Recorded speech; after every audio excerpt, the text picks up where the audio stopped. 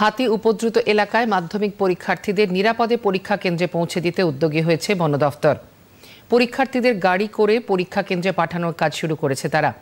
বাগডোগরার টিপুখোলা, তিরহানা, নকশালবাড়ির বেলগাছি, পানিঘাটা সহ জঙ্গল ঘেরা এলাকায় বন দফতর বিশেষ গাড়ি করে মাধ্যমিক পরীক্ষার্থীদের পরীক্ষা কেন্দ্রে পৌঁছে দিচ্ছে। পাশাপাশি কার্সিয়ং বন দফতরের উদ্যোগে বিভিন্ন রেঞ্জে চালু করা হয়েছে হেল্পলাইন নাম্বার।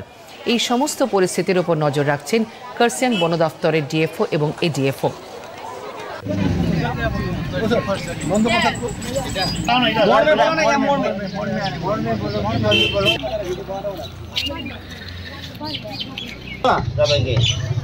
एकदम अच्छी तरह से करना है क्या?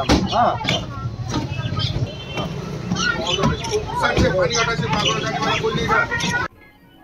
যে দুর্ঘটনা ঘটেছিল বছর দুয়েক আগে, তারপর থেকেই বন দপ্তরের পক্ষ থেকে রাজ্য সরকারের ব্যবস্থাপনায় আমরা বনাঞ্চল এবং বন সংলগ্ন যে এলাকা, সেখানকার যে মাধ্যমিক এবং উচ্চ মাধ্যমিক পরীক্ষার্থীরা রয়েছেন তাদের সতর্কতামূলক ব্যবস্থা হিসাবে আমরা নানা ধরনের ব্যবস্থা গ্রহণ করছি।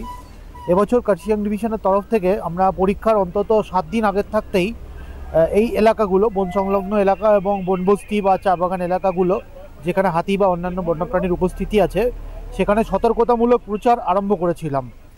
তো আজকে পরীক্ষার দিন সকালবেলা তার সুফল আমরা কিছুটা পাচ্ছি, যে ছাত্রছাত্রীরা কেউই একা একা এলোমেলোভাবে যে গ্রামগুলো আছে, হাতির জঙ্গল যেগুলো তার সংলগ্ন গ্রামগুলো আছে, সেখান থেকে কেউ বেরোয়নি।